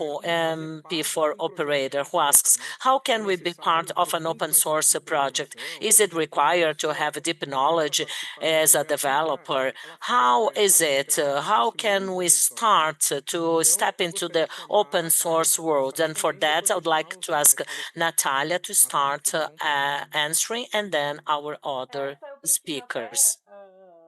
que Maria e Félix I would respondam, rather para if ficar mais Maria or dinâmico, Felix would partilhando answer aqui to o que that eles têm question. You know, para they are falar. more entitled to that. How about that? Tá bom, então eu vou passar agora para o Okay, Félix. no Félix, problem. fica à vontade Felix, para could you responder. please answer to that question? Thank you. I can talk a little bit maybe about ways to contribute other than coding. And I think Maria is probably more qualified to talk about coding contributions. So I have seen very successful participation in open source projects that does not rely on providing source code, because there are other things that open source projects need. So for example, when it comes to the governance of a project, that is actually a lot of work figuring out how decisions in the project are made, coming up with a code of conduct and things like that. But it could even be something as simple as designing the logo for a new open source project. All of these skills, like translating or writing documentation, don't necessarily require you to be a software developers. But if you want to contribute meaningfully to an open source project, it's probably going to work better if you are at least an active user of that software, so that you understand what the project is about, what might be its strengths and weaknesses, who is involved in building it, and so on. At GitHub in particular, we have a project called the For Good First Issue. So this is basically showcasing specific projects that are working on digital public goods. So things like addressing climate change or healthcare, that are actually looking for new contributors, and they can publicize this on our website, so people can go to this For Good First Issue website, and they can find specific projects that would actually like to have new contributors and would welcome that kind of interaction. But I will pass to Maria to say a little bit more about contributing software code to projects.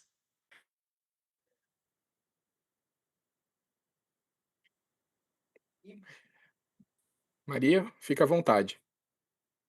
You have the floor, Maria. Okay, well, I would first like to say that there should be typically a contributing file in the repository of that project, so that you can actually see some rules how to contribute. If there are no such rules, I would very much recommend contacting somebody who has already been contributing to that project, because one of the worst things you can get as a maintainer is a gigantic patch which is adding some features and fixing a lot of things without even without even contacting you before. That's a nightmare because you don't know what's happening, and it comes out of the blue. I would very much recommend being acquainted with that project, knowing what it's about. As Felix said, you should have some purpose. It's not a good idea to contribute for contributing if you love that project and you don't know how to fix things, you don't know anything, you don't want to fix documentation. At least, well, it's better to send money than to send meaningless things. But yes, if you have bugs, you may send bug fixes. If you have features, please ask the maintainers, and then send features if you decided then that you would send features. The thing is, everything you contribute in the sense of code is going to take somebody's time to review. So if you want to contribute, it's a good idea to think about the result and expect that you will gonna get things like, well, this is a good idea, but, and then you will get a lot of information about the internals of the project which you never wanted to know. But yeah, if you are okay with basically doing a software development for somebody else, please do it.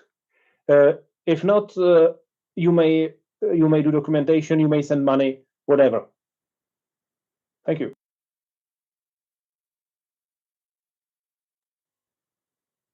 Posso acrescentar alguma coisa também? May I add to that, please? Eu acho que talvez tenha para essa questão uma questão também, um olhar Well, específico para o there is caso something brasileiro. else.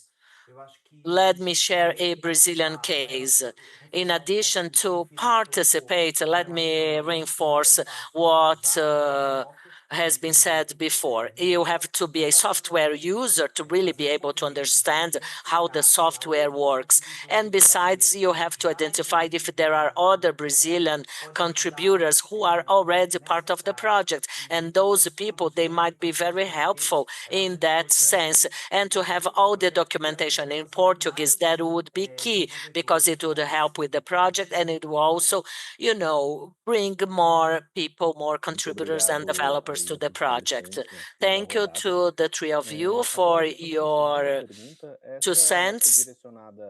Now we have a question to Natalia, but feel free to get in if you have anything to add to. The report suggests that the problem of adopting open source software, it's not just a matter of technology. Which are the main barriers? Knowledge, support, documentation, integration, or a future resistance to the use of those softwares? Natalia, please. Acho que é pouco de tudo isso, Well, né? A it's gente a bit sabe of que falta, por everything, exemplo, to be honest. documentação em português, Documentation in Portuguese, that would be ideal if uma das that would be dificuldades que a gente available está in tentando Portuguese. endereçar com a publicação disso, In que é ter addition, uma pilha, we are set trying to de develop referência, a então essa reference contribuição stack. limitada para pessoas Of course, I understand that has sugestões some iniciais kind para of disponibilizar limited isso. contributions. These are just Mas é initial um suggestions começo, as né? how to give the first steps ahead. But Suporte anyway, that is a técnico, beginning somehow.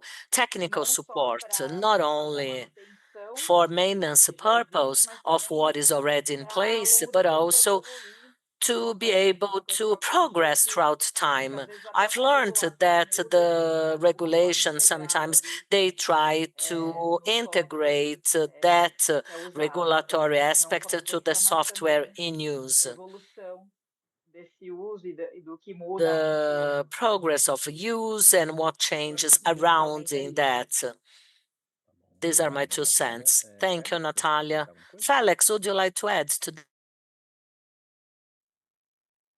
I think open source software is extremely successful, sort of below the first level of end user software.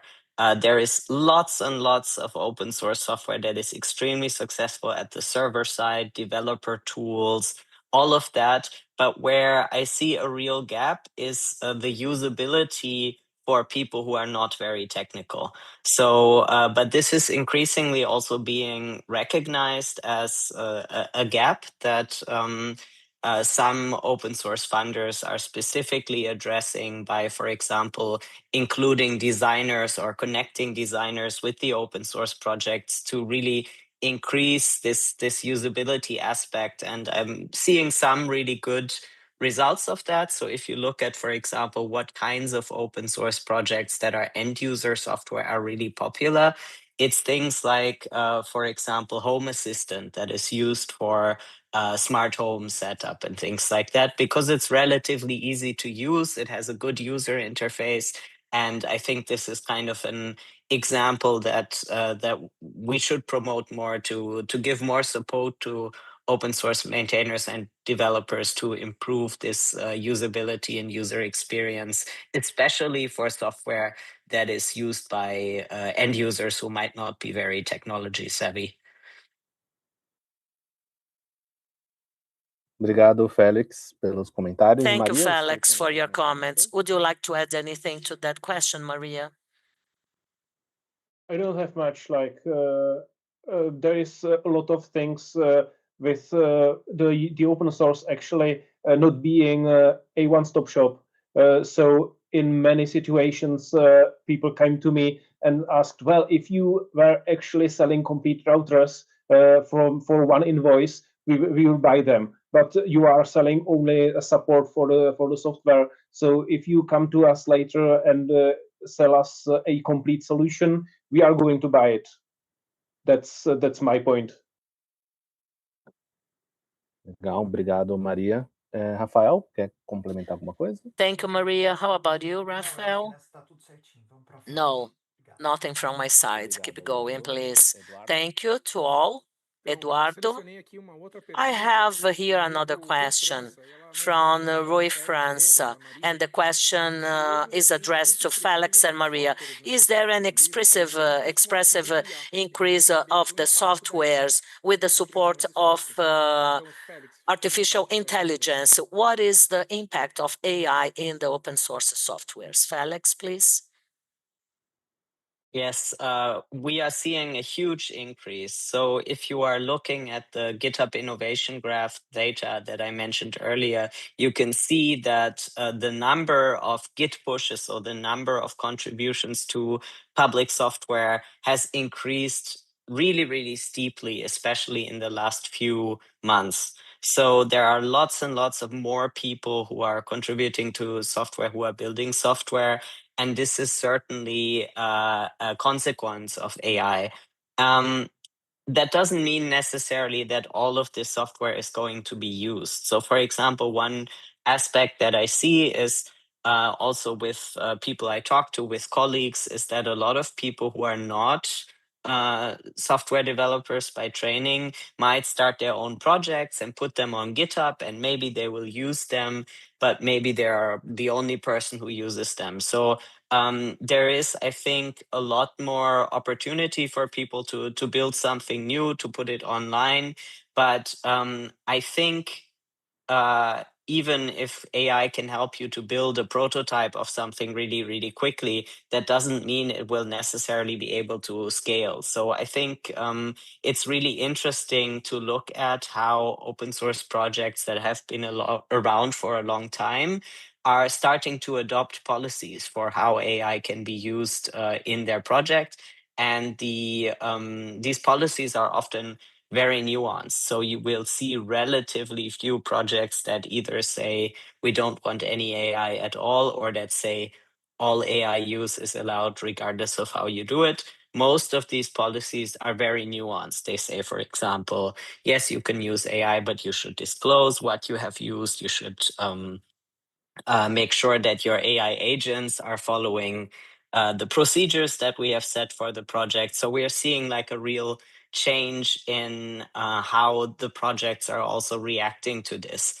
One challenge is the huge increase in security reports. So you can look at this as a positive thing or a negative thing. Like the positive view is to say, because new AI models are making it easier to find all these vulnerabilities, we have an opportunity to fix them. But the problem that we see right now is that even when those reports are correct and they're of a high quality, there is still somebody who has to do the work. So in many cases, the open source maintainers are having difficulty to deal with the sheer volume of security reports that are being brought to them with the help of AI.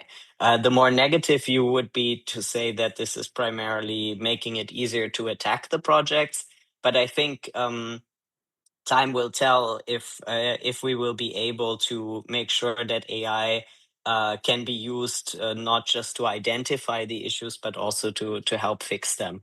But definitely huge increase in all of our numbers across the board. Number of developers, number of projects that are being started, number of contributions. All of this is going up really rapidly.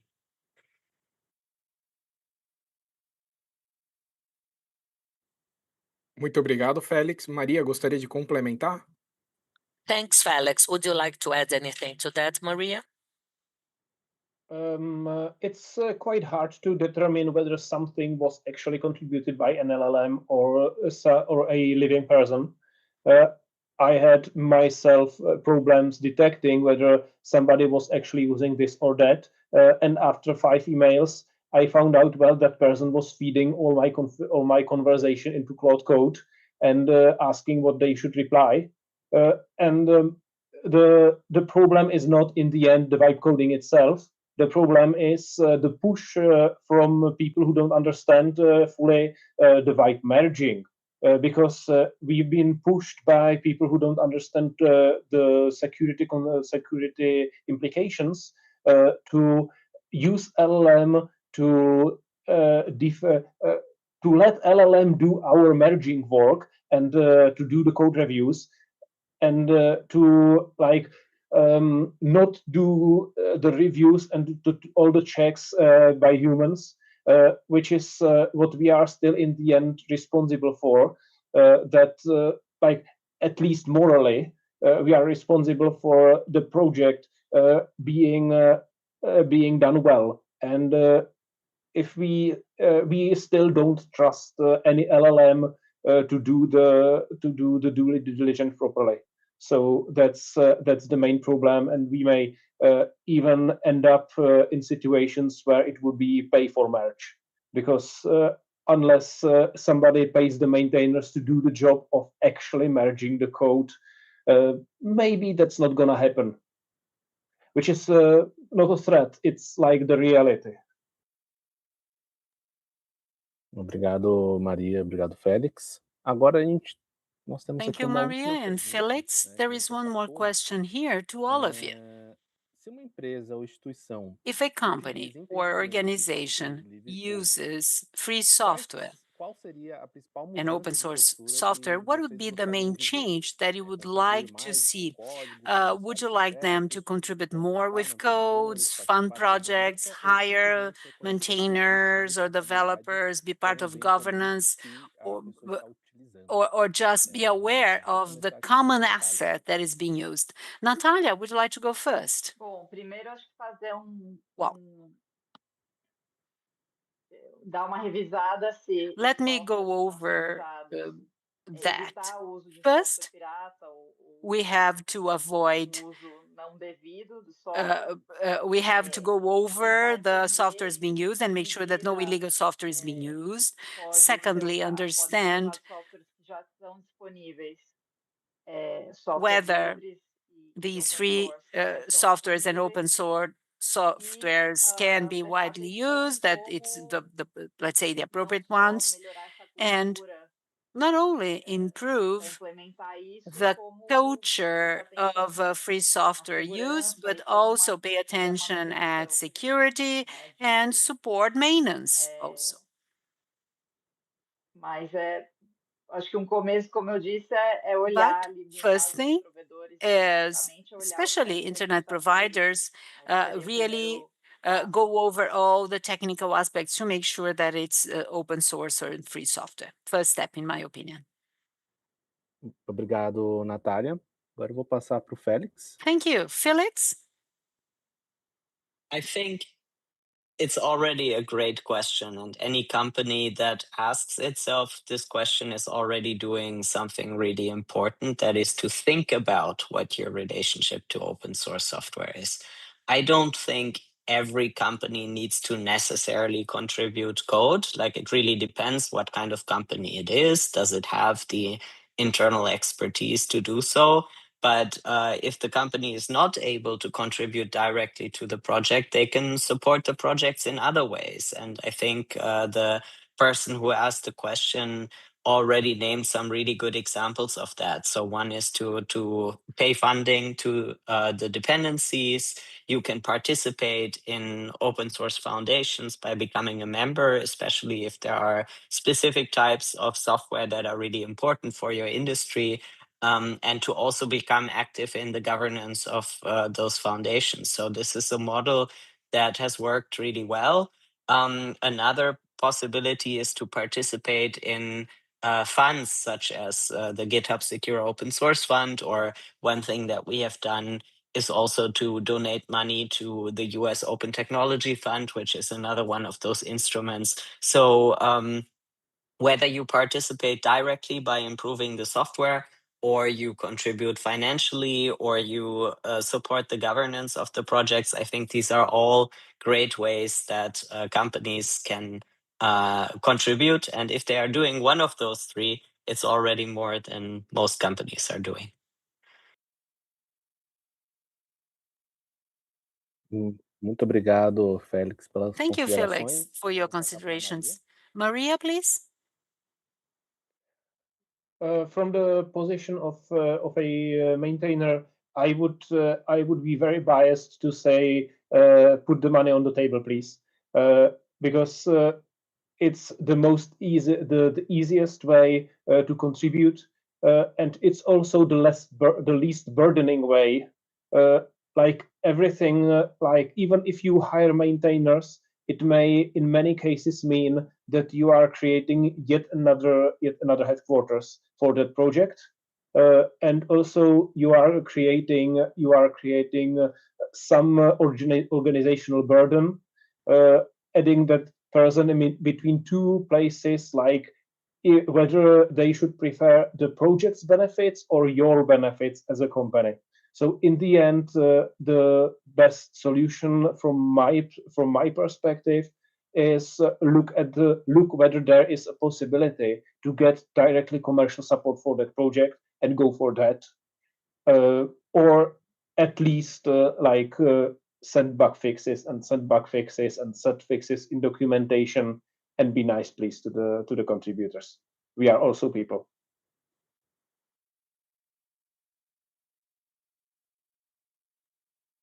Obrigado, Maria, pelas considerações. Thank you, Maria, Agora, for para your finalizar, Rafael. comments. And now, Rafael, please.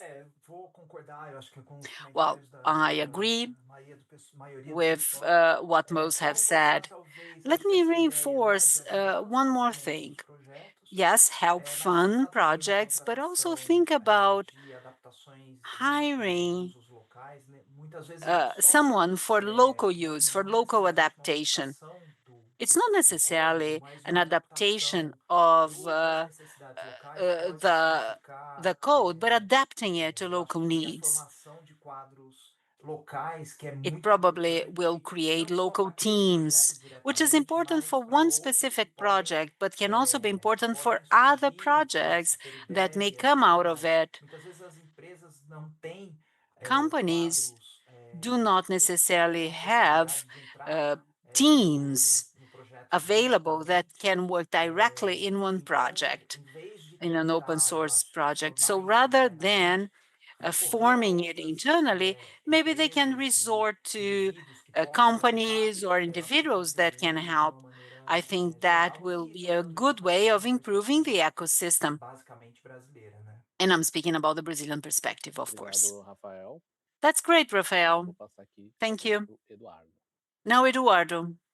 Então, pessoal, a gente Well, tá chegando no finalmente aqui da it's nossa taking live. us Eu to the gostaria end agora of de our convidar life. I would like cada now um to dos nossos invite panelistas para each dar of um comentário our final, deixar panelists sua to make mensagem aqui para nossa closing comunidade remarks or técnica their brasileira. take-home E eu vou chamar message na for ordem. our Então, Brazilian Natália, technique, fica à vontade aí para você os últimos Brazilian comentários. technical community, I mean. Só Natalia, um please, último you go comentário sobre first. isso, sobre Let me essa make questão da one last capacidade comment interna. about this internal Fiquei capacity and positivamente all that. surpresa I was com como, por positively exemplo, o surprised provedor do interior de by Tocantins falou que tinha how um laboratório providers interno dentro from daquele provedor inland areas here in Brazil para said that they have their desenvolver own e melhorar hub to develop and algumas improve funcionalidades some focadas functionalities em software livre.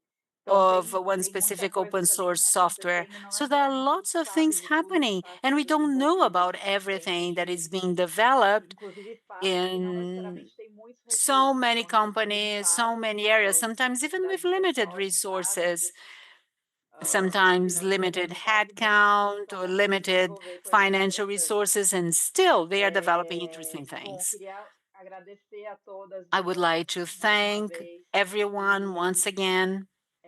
falar para, por favor, lerem o que a gente Please publicou read e, our em caso de publications. comentários, And if you críticas, have sugestões, comments, vai ser um prazer criticisms, conversar mais. suggestions, I'm É a open primeira vez to que keep eu this escrevo conversation. sobre esse tema This is the específico, first embora eu time já I esteja write na about área this de specific topic, even infraestrutura de though I've been conectividade há in mais de the 20 area anos, então for tenho over 15 aprendido muito years. também sobre So esse I've tema. been learning a Então, eu lot virei about agora uma this fã topic. e quero ser uma pessoa I que also cada vez mais want to be habilita someone isso who continuar a is ser really desenvolvido em someone who âmbito is being more global, regional vocal e about that internacional so também. that it can be Obrigada, Nick, expanded por all tudo over. que o Nick Thank you faz very para much, Nick.br, for incentivar everything that it a does conectividade no to Brasil encourage e não connectivity in esqueçam também de Brazil. acessar a Camada 8 podcast do And please watch Eduardo de Camada Moreira, que é 8 ótimo também. podcast of Eduardo de Obrigada e um Moreiras, which is ótimo dia a wonderful. todas e todos. Well, thank you very much. Have a great day. Obrigado, Natália. Thank Muito you, gentil Natalia. ter falado do Canadá 8. Thank you for Eu vou talking about encerrar our agora o Felix podcast. Reda para dar os Now, seus últimos Felix comentários. Fique Reda, à please, vontade. for your last comments, closing remarks. Yes, thank you. I think the Brazilian open source community is really cool, really vibrant. I'm glad that these kinds of discussions are happening. And I'm also seeing this in other parts of Brazilian society, that open source developers are talking to the government about things like child protection legislation and how it affects operating systems. And I'm really seeing that the Brazilian open source community is very engaged, very powerful. And that's a great thing to see, that hopefully other countries will follow this example. And I think Natalia's research really shows the societal impact that open source development has, that it's something that can materially make people's lives better. And so, yeah, really glad to be part of this conversation, and thank you for hosting it.